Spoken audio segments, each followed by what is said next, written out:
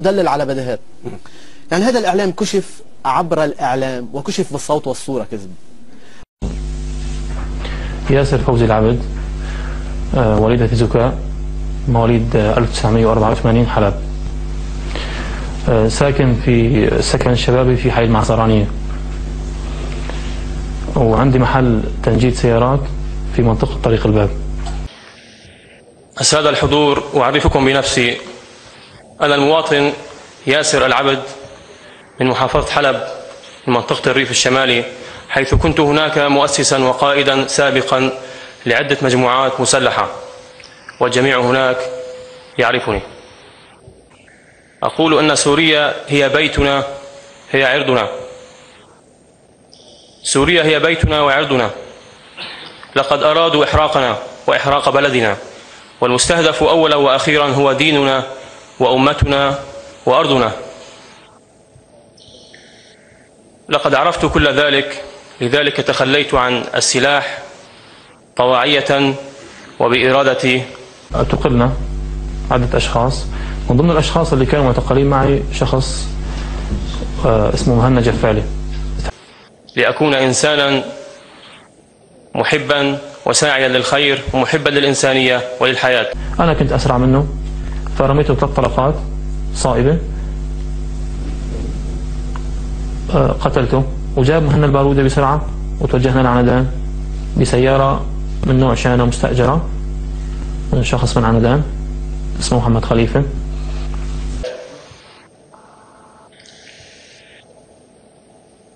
وكان للسيد وزير المصالحة الوطنية بدعوته لإلقاء السلاح الأثر الأكبر في تحولي أنا ومن اقتنع بالفكرة من إخواني للعمل الشعبي المفيد للبلد وللشعب. قمنا بإطلاق النار عليه بشكل مباشر على السيارة وإصابته بشكل مباشر، وتمت العملية مثل ما مخططين لها. توجهنا لعندان مباشرة بعد تنفيذ العملية. بنفس النهار تفاجأنا الشخص هذا انه في له اخ في المجلس الوطني باسطنبول اسمه احمد رمضان. مثل ما مخطط العملية تنفذت، صار الشخص هذا محاذاتهم، فمشوا جنبه فترة من الزمن قصيرة جدا، فتحوا الشبابيك واطلقوا عليه النار من 3 مسدسات، اصابوه، والسيارة راحت اتجاه الرصيف.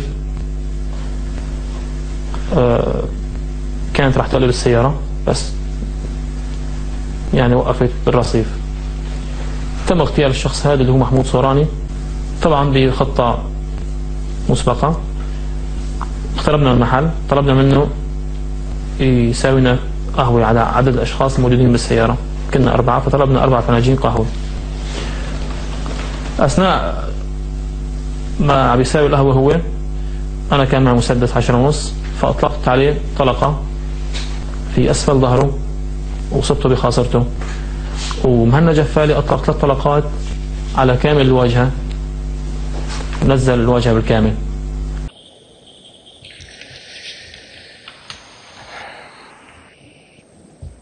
وأتمنى من الله العلي القدير أن يزيح هذه الغمة عن البلاد والعباد، وأن يعيد الأمن والأمان إلى ربوع سوريا الحبيبة. احكي لنا عن علاقتك مع المدعو جهاد البوعاصي من تنظيم القاعدة، بالإضافة لعلاقتك مع أبو حسين تاتفي. طب ماذا عن موضوع تشكيل إمارة إسلامية في منطقة عنادان؟ موضوع الإمارة الإسلامية ما انطرح بشكل مباشر، بس كان عم تهيأ، كون أنه ذكرنا أنه عنادان مهيئة فيها الخلفية الدينية أو التزمت الديني اللي ذكرنا، المنهج السلفي المتشدد، فهذا بيكون أرض خصبة لموضوع الإمارة الإسلامية. يعني أي مشروع بيكون تحت اسم إمارة إسلامية وقائد إسلامي وأمير. هذا الموضوع كان أتحضر من خلال علاقتي بالأرياف، الريف الشمالي بحلب تحديدا. لاحظت أنه في تحرك سري لشيء ما هو معروف ولا معلن عنه، فما كنت أعرف ايش عم بيصير. بس الأشخاص اللي كانوا مستلمين القيادة بكل قرية قائد يسموه الحجة، كان أغلبهم في لهم خلفية اتصال مع القاعدة أو اشتغلوا مع القاعدة قديما. مثلا اللي مستلم قرية مارع بيقولوا له حج مارع، هذا كان شخص مجاهد بأفغانستان وكان بتنظيم القاعدة. في قرية رتيان كذلك الأمر، في أشخاص كانوا متواصلين مع القاعدة.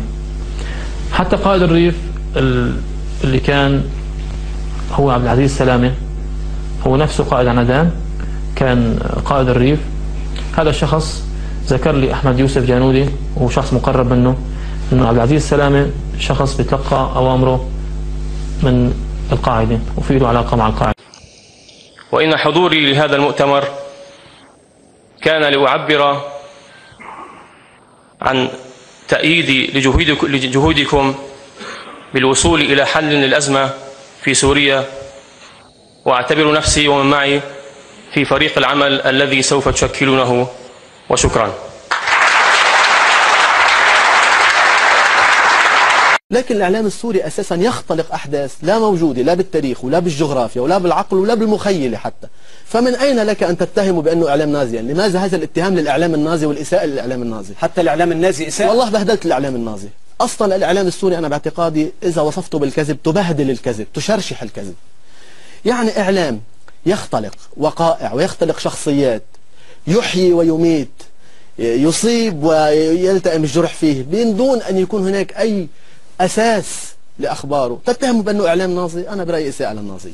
اللي بدي أقوله بكل بساطة، إذا أخذنا هذا الإعلام يعني ما حفوض كثير بأكاذيبه، لأنه صراحة بشعر بأنه مثل كأنه عم حاول أن أبرهن المبرهن وأن أثبت المثبت وأن أدلل على بديهات.